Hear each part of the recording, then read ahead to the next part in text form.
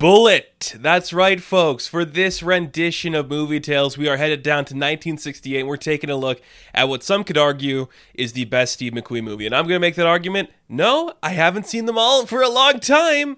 But you have to put Bullitt in the top three. I love this movie. And it has been so long since I went back to explore it. This was one of the ones that when I took this film course in high school, I never went to like university or college for film, but I took this course in high school.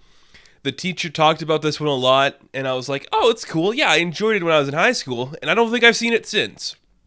But when I came back to watch it for this show, I just fell in love with it again. I think every part of this movie, every part of what this was trying to do, what it set up, works so well. And a large part of that is just that the atmosphere of San Francisco is so alive and vibrant in this, and it just adds so much to this movie. It's such a fun time to go back and see Steve McQueen in his prime.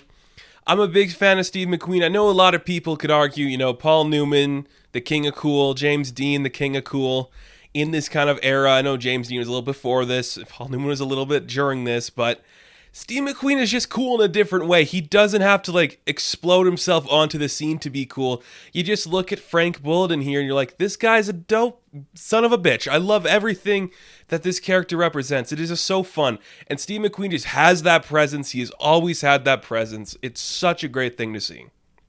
So I really enjoy the atmosphere that this world builds. It's a lot like Chinatown in the aspect where it's like you are entering into this world that is already created for you. Here's Robert Vaughn's character Chalmers, which is a great name. He's, trying to get reelected, trying to build himself back up in this world. Here's the police force, all the characters within that world. And we are following the story of Frank Bullitt as he is kind of tasked to protect this one guy who's going into kind of witness protection because he's going to go against some people he worked with for, bring down some people so Chalmers can get back up and rise up to the coolest guy in the city, which that itself is a great story. But when things go awry, there's murder and escapades afoot. It takes a really fun turn, and this movie goes into a whole other direction. And we're just following the detective nature of the guy, Frank Bullitt. And it's amazing. McQueen can do so much by doing so little, and I think this is exemplified a lot in this movie, where we just have long, drawn-out takes, just watching him take in the scenery, look at the world around him, and react to it without going over the top.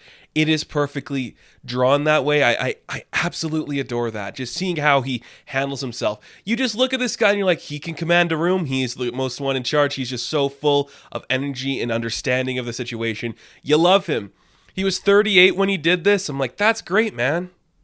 You're doing some stuff that I wouldn't even want to do as a young guy. You're giving it your all. And I love to see that. Just how he portrayed himself was great. I do want to bring up one of the funniest things to me, and I always thought this was funny. The way that the people talk about the fashion in the 60s, and especially when it comes to this movie, how the turtleneck and the blazer with the patches on the elbow became a distinctive look. Why? It looks so nerdy and dumb. And I'm just like, you could dress Steve McQueen up as nerdy as you want. He still makes it cool. I think it's such a dorky look, just the patches on the elbows. That's so silly. The turtleneck, the blue turtleneck. It's ridiculous, but because McQueen wore it, it became a fashion statement. I think that is just hilariously fun and interesting.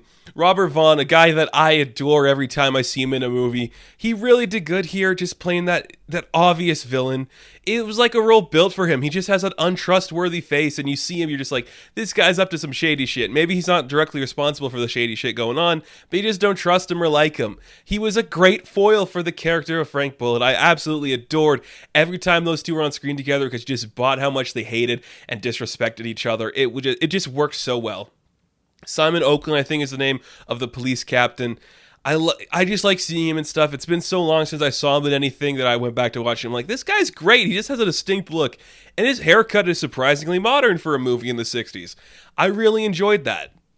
One of these aspects that I really like about this movie too, which it kind of surprised me going back because when I was, a younger guy, I didn't really focus on this, but there's a lot of just guerrilla shooting in this and just close-up shots, which I know this is the time when we're experimenting with the way film could be presented and how we're getting onto people, but a lot of this movie, especially like the first little bit of it, is really done in close-ups where everything is, it's like a headshot. We're seeing the characters react to everything. We are following them into and out of situations in a very close-up shot, which it just added, I guess, to like the level of personal. This became this like very personal movie where everyone's being affected by the events, and it just looked really interesting. I forgot how just like distinctive that style was in this time, where we're just like following him getting out of a taxi, we're getting into the close-up, we're seeing him make a phone call. Everything was so personal and intimate.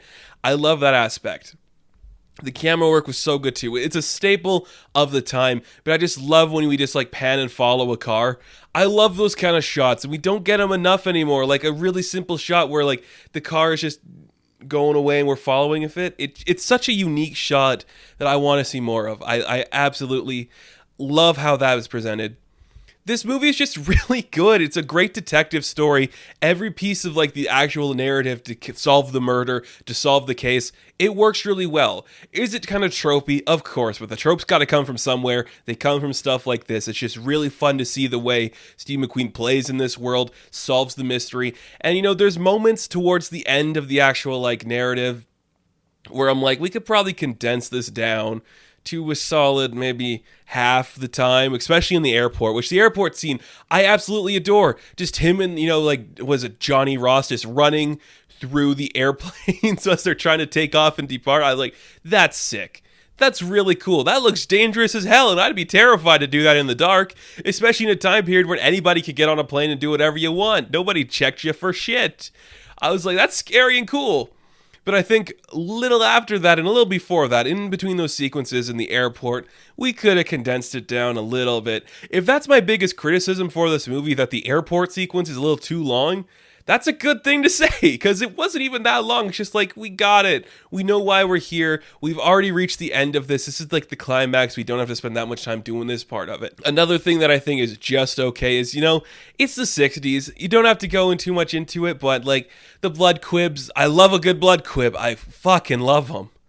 But just the way these ones look, just kind of like, okay, that's kind of silly. Like when the shotgun hits the guy posing as Johnny Ross and like the bullets pushing back, you can tell it's like a fake body, but it's still fun. The blood looks kind of fake, but it's the 60s. We're using Technicolor. We're going to emphasize the blood in a way that looks good on film, so I can't complain about that. Like if we're getting that at all, that's a good sign to me. I really enjoy that aspect. Another thing I liked, Jacqueline Bisset. I mean, this girl, I haven't watched everything she's done, but every time I see her, I love her. And in this movie, she's just like the perfect love interest.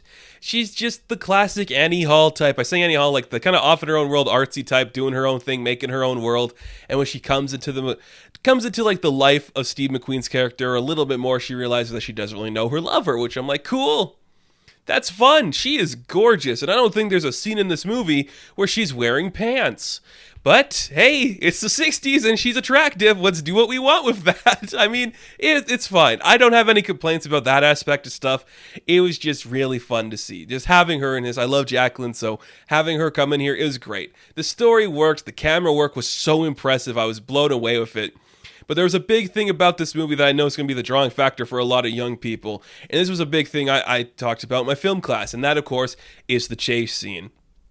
Now, I think the chase scene is great. It is really cool. It just feels very like, let's just go. It's not like drawn out or long. It's like these guys are in old cars just driving down the streets of San Francisco. It's not going to look clean or good. You're going to make mistakes. You're going to miss your turn a few times. You're going to have like loud screeching. Then it's going to go soft, then loud screeching, then soft, then loud screeching. That makes sense to me. I think it's great. I love that it was a mistake that Steve McQueen missed the turn on the one thing, so he has to like back up and continue down it. I think it's great that they kept that in there. And I know this has been criticized a lot, is like when they're going down the one street and they pass the same car 4 separate times. I think that's fun. Because if we just pick apart every little detail like that in every movie, we're going to be here for ages. What's the point? But I know it's kind of silly, and it's something that, it happens. Every good film has a moment like that. But it's just okay. I'm okay with it because I'm like, it's silly. It's part of Bullitt. You can't watch Bullitt without remembering that green car. And my teacher kept bringing that up as like a continuity error. I'm like, yeah, well, what are you going to do? It happens. Filmmaking's hard. Sometimes these mistakes are going to get through. But in the end, it looks great and fun. It's just such a good thing to see.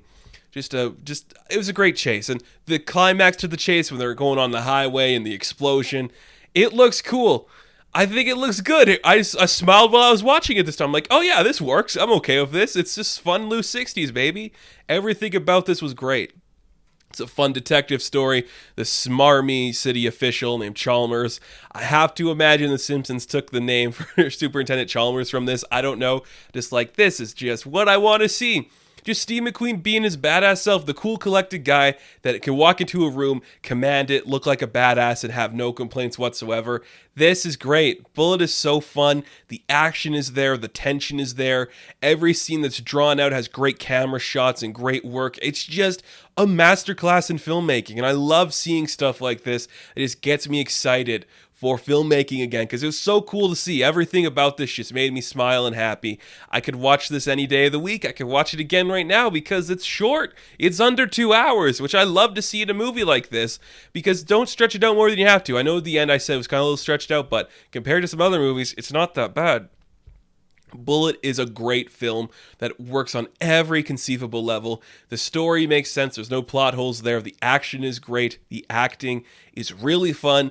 If you've never seen a Steve McQueen movie, and I know some of you out there probably haven't, this is a great place to start, because you're going to see why this guy was just so cool and confident, and how it sucks we lost him so young and never really got to see what else he could do in his older years. If this is him at 38, imagine the old guy movies he would have made into the 90s. That would be pretty sick to see.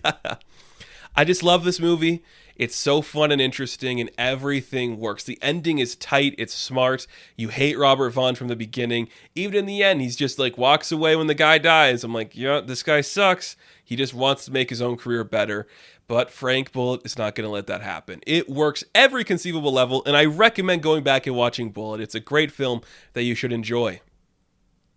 So that is going to do it for this rendition of Dynamic Tales. Now, thank you guys so much for watching this video. Be sure to like and subscribe to the channel. As always, you can check me out on Instagram, Patreon, Twitter, all that good stuff. And I will catch you in the next one. Have fun. Stay safe.